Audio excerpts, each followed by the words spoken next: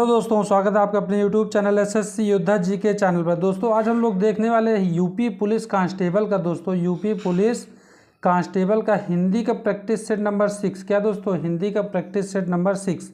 इसके पहले हम आपको बता दें प्रैक्टिस 5 तक हमने अपने चैनल पर करा दिया है और प्ले लिस्ट बनी है, आप आकर चैनल पर देखिए। और चैनल पर नए आए हैं तो चैनल को सब्सक्राइब कर लीजिए, वीडियो लाइक एंड शेयर जरूर करिए।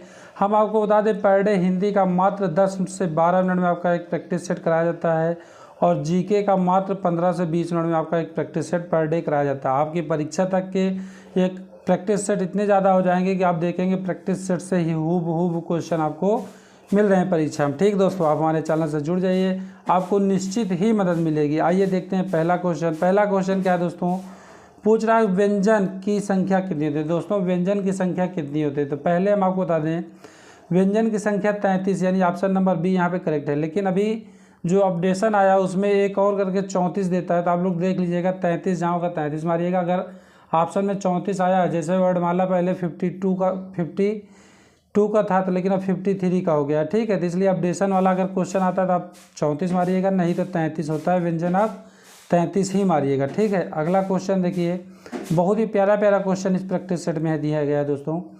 दिए गए वाक्य में उपयुक्त विराम चिन्ह का चयन कीजिए। दोस्तों ये जो वाक्य दिया गया इसमें कौन सा विराम चिन्ह लगेगा, तो आप लोग बताएंगे सुनील जरा इधर आना, सुनील जरा इधर आना, इसमें कौन सा विराम चिन्ह लगेगा, कौन सा विराम चिन्ह अच्छा होगा, तो आप लोग क्या बताएंगे अल्प विराम, यानी ऑप्शन नंबर सी यहाँ पे करेक्ट हो जाएगा। क्या दोस्तों, ऑप्शन नंबर सी यहाँ पे करेक्ट हो जाएगा, अल्प विराम यहाँ पे लगेगा।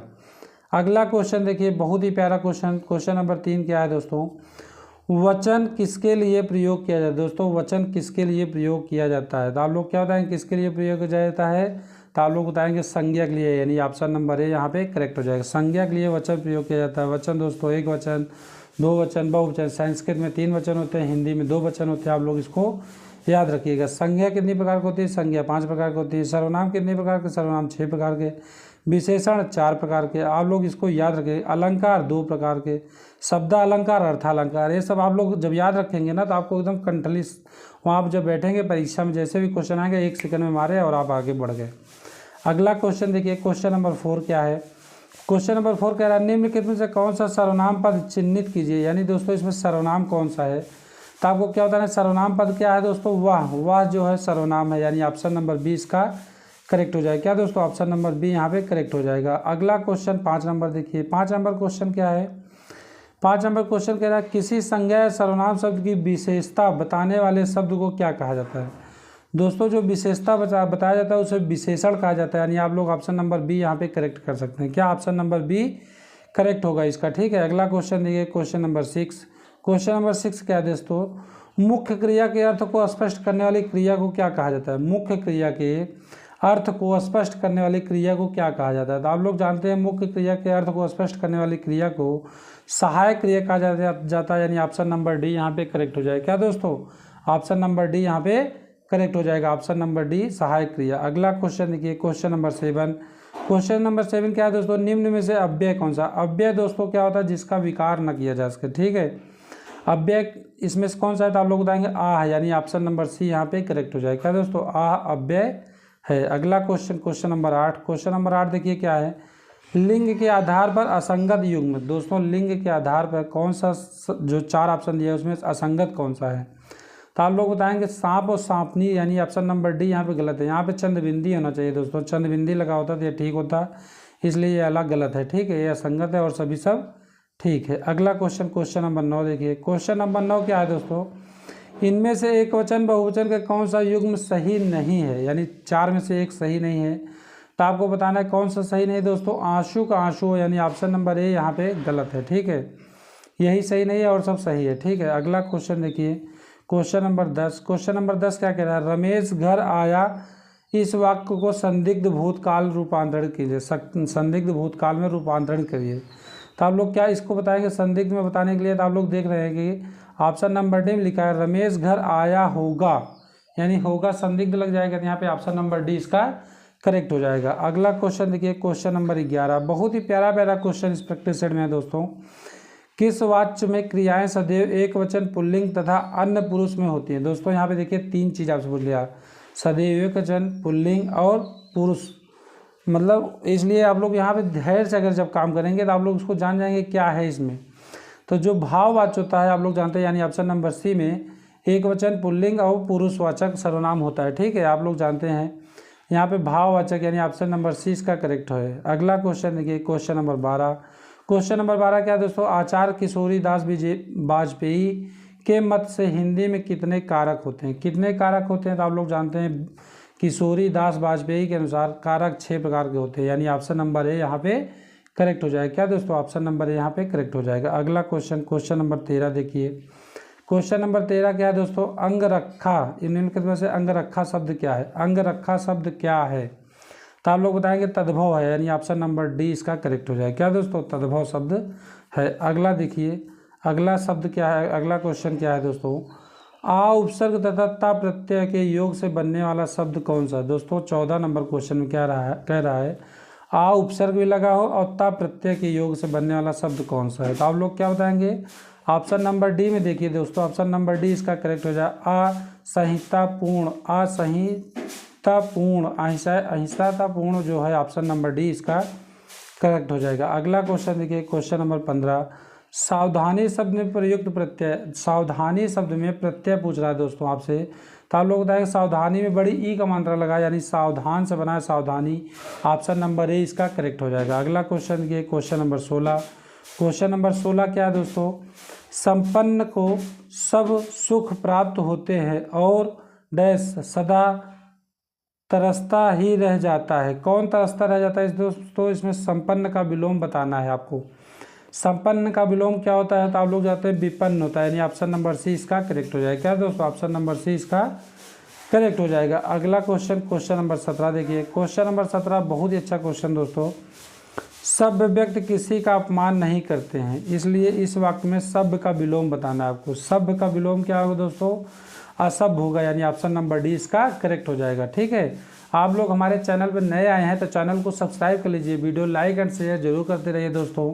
और वीडियो को लाइक करेंगे तो हमें भी मोटिवेशन होगा, आप लोगों के लिए और अच्छा कंटेंट हम आपको इस चैनल पर प्रोवाइड करेंगे। मात्र 10 से 12 मिनट में आपका हिंदी का पर डे एक प्रैक्टिस सेट हो रहा है।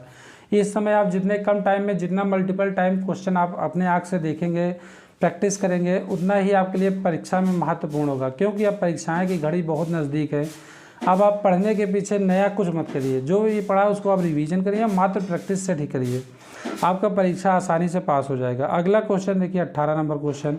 क्वेश्चन नंबर 18 क्या है, अर्थ के आधार पर शब्द के कितने प्रकार होते हैं? दोस्तों अर्थ के आधार पर शब्द के कितने प्रकार होते हैं तो आप लोग क्या बताएंगे, 18 नंबर ऑप्शन नंबर इसका दोस्तों अर्थ के आधार पर 4 होते हैं, यानी ऑप्शन नंबर बी यहाँ पे करेक्ट हो जाएगा। ठीक है, अगला question 19 number question. 19 number question क्या है, आँख शब्द का पर्यायवाची बताना है। आँख का पर्यायवाची क्या होता है दोस्तों, आँख का लोचन होता है, यानी ऑप्शन नंबर सी इसका करेक्ट हो जाएगा। अगला क्वेश्चन, क्वेश्चन नंबर 20 देखिए। कितनी जल्दी जल्दी हम लोग दोस्तों क्वेश्चन करा रहे हैं, और ऐसे ही क्वेश्चन वहाँ पे आएंगे परीक्षा में, कोई ज़्यादा कठिन नहीं आएगा। हिंदी में कठिन होता ही कुछ नहीं है। निम्नलिखित में से कौन सा अनेकार्थी शब्द है? अनेकार्थी शब्द इसमें कौन सा है दोस्तों, तो आप लोग बताएंगे मुद्रा जो है दोस्तों अनेकार्थी शब्द, यानी ऑप्शन नंबर बी इसका करेक्ट हो जाएगा। क्या दोस्तों, ऑप्शन नंबर बी यहाँ पे करेक्ट हो जाएगा। अगला क्वेश्चन, क्वेश्चन नंबर 21 देखिए। क्वेश्चन नंबर 21 क्या है, किस विकल्प में शुद्ध शब्द युग्म अर्थ सहित अर्थ भेद सही है? यानी जो आपको 4 दिएंगे उसमें से अर्थ सहित भेद कौन सा सही है? तो आप लोग देख रहे हैं अपरा, आपरा, आपरा, अपार, यानी दूसरी, यानी ऑप्शन नंबर डी देखिए, आपरा अपार जो लिखा है, दूसरी जिसे पर न किया जा सके, जिसे पार ना किया जा सके उसे अपार अपरा कहा जाता है। ठीक है, यानी ऑप्शन नंबर डी इसका करेक्ट हो जाएगा। अगला क्वेश्चन, क्वेश्चन नंबर 22 देखिए। क्वेश्चन नंबर 22 क्या है दोस्तों, फूल की राज, फूल की रज, इस वाक्य खंड में उपयुक्त शब्द क्या होगा? दोस्तों रज जो है क्या होगा, उसका उपयुक्त खंड में प्रयुक्त शब्द क्या होगा? तो आप लोग क्या बताएंगे, इसका क्या होगा दोस्तों, पराग, राग का पराग होता है, यानी ऑप्शन नंबर डी यहाँ पे सही होगा दोस्तों। ठीक, पराग कहा जाता है, फूल की रज को पराग कहा जाता है। अगला question, question number 23। Question number 23 क्या है दोस्तों, जो अचानक आंखों से ओझल हो गया हो, इसके लिए अनेकार्थी शब्द के लिए एक शुद्ध वाक्य आपको बताना है, तो उसे क्या कहा जाता है दोस्तों, अंतर्धान, यानी ऑप्शन नंबर डी अंतर्धान कहा जाता है। ठीक है, ऑप्शन नंबर डी यहाँ पे करेक्ट हो जाएगा। अगला क्वेश्चन 24 नंबर क्वेश्चन। एक सेकंड दोस्तों, क्वेश्चन नंबर 24 देखिए, थोड़ा यहाँ से क्वेश्चन नंबर 24 हो गया। क्वेश्चन नंबर 24 अब देखिए आप लोग, 24 नंबर क्वेश्चन क्या है यहाँ पे, एक सेकंड। क्वेश्चन नंबर 24 देखिए, क्वेश्चन नंबर 24 क्या है दोस्तों, संधि कितने भेद होते हैं। संधि के कितने भेद होते हैं, तो आप लोग जानते हैं संधि के 3 भेद होते हैं, स्वर संधि, व्यंजन संधि, विसर्ग संधि। स्वर के कितने भेद होते हैं, 5, व्यंजन के, विसर्ग के, ये सब कुछ होते हैं, ठीक है। आप लोग से एक कमेंट पूछेंगे, अभी एक क्वेश्चन आगे, उसको आंसर दीजिएगा आप लोग। क्वेश्चन नंबर 25 देखिए, इसमें क्या है, समास के कितने भेद होते हैं। दोस्तों समास के कितने भेद होते हैं, तो आप लोग जानते हैं समास के 6 भेद होते हैं, ठीक है। कौन कौन से भेद होते हैं उसको आप कमेंट बॉक्स में जरूर बताइए। समास के 6 भेद होते हैं हमने बता दिया, अब आप लोग बताइए कि कमेंट बॉक्स में कौन कौन से भेद होते हैं, इसको आप लोग कमेंट बॉक्स में जरूर बताइएगा आंसर। अगला क्वेश्चन देखिए, क्वेश्चन नंबर 28 क्या है दोस्तों, वर्तनी दृष्टि से शुद्ध वाक्य का चयन कीजिए। दोस्तों 4 वाक्य दिया गया, इसमें वर्तनी के अनुसार कौन सा वाक्य सही है उसको आपको बताना है। तो आप लोग यहाँ पे ऑप्शन नंबर सी देखिए, वक्त निकल जाता है पर यह बात याद रह जाती है, यानी ऑप्शन नंबर सी यहाँ पे सही है, ठीक है। और सभी दोस्तों क्या है, गलत है, ठीक है।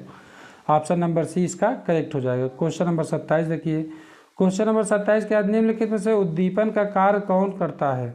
उद्दीपन का कार्य कौन करता है दोस्तों, तो आप लोग जानते हैं उद्दीपन का काम दोस्तों जो प्रेम पत्र की मधुर वाणी होती है, यानी ऑप्शन नंबर ए इसका करेक्ट हो जाएगा। क्या दोस्तों, ऑप्शन नंबर ए इसका करेक्ट हो जाएगा। क्वेश्चन नंबर 28 देखिए, छप्पय में होता है दोस्तों, छप्पय आप लोग पूछा है, छप्पय में क्या क्या होता है तो आप लोग बताएंगे।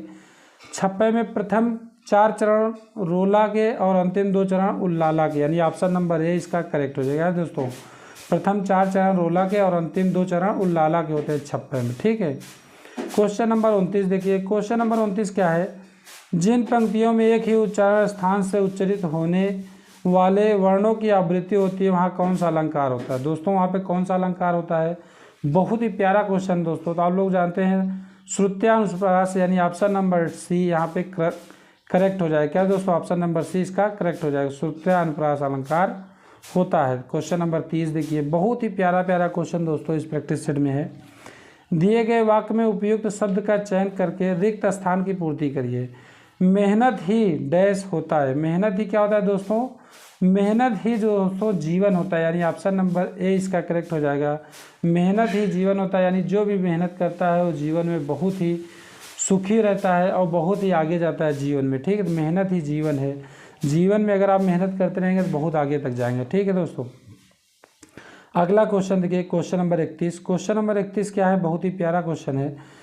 कंगाली में आटा गीला, लोकोक्तियों के सही सटीक अभिप्राय क्या है दोस्तों। कंगाली में आटा गीला होने के लिए आप लोग जानते हैं कष्ट पर कष्ट आने, यानी ऑप्शन नंबर बी इसका करेक्ट हो जाएगा। क्वेश्चन नंबर 32 देखिए, क्वेश्चन नंबर 32 क्या है, बोए पेड़ बबूल के आम कहाँ से हो।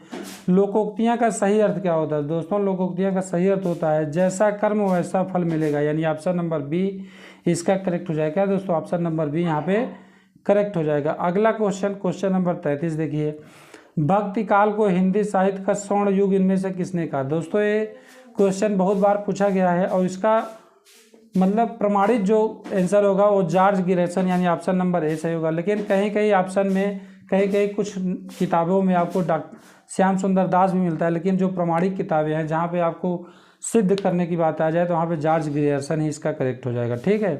क्वेश्चन नंबर 34 देखिए, अंगूठा दिखाना मुहावरे का सही अर्थ क्या हो दोस्तों। अंगूठा दिखाना मुहावरे का सही अर्थ है वक्त पर धोखा देना, यानी ऑप्शन नंबर ए इसका करेक्ट हो जाएगा। क्या दोस्तों, ऑप्शन नंबर ए यहाँ पे करेक्ट हो जाएगा। अगला क्वेश्चन, क्वेश्चन नंबर 35 देखिए, क्वेश्चन नंबर 35 क्या है, तरणी तनुजा तट तमाल तरुअर बहुछाए पंक्ति में कौन सा अलंकार है। तो आप लोग जानते हैं जहाँ एक ही वर्ण की आवृत्ति बार बार हो वहाँ पे कौन सा अलंकार होता है। तो आप लोग सब लोग जानते हैं वहाँ पे अनुप्रास अलंकार होता है, यानी ऑप्शन नंबर बी इसका करेक्ट हो जाएगा, ठीक है। क्वेश्चन नंबर 36 देखिए, क्वेश्चन नंबर 36 क्या है दोस्तों, बहुत ही प्यारा क्वेश्चन। जो सब कुछ जानता हो उसके लिए एक अर्थ क्या होगा। जो सब कुछ जानता हो उसे दोस्तों सर्वज्ञ कहा जाता है, यानी ऑप्शन नंबर बी इसका करेक्ट हो जाएगा। दोस्तों हमारा लास्ट क्वेश्चन है, आपको वीडियो कैसा लगा इसको कमेंट बॉक्स में जरूर बताइएगा। लास्ट क्वेश्चन क्या है दोस्तों, उच्छ्वास हिंदी का सही संधि विच्छेद क्या होगा।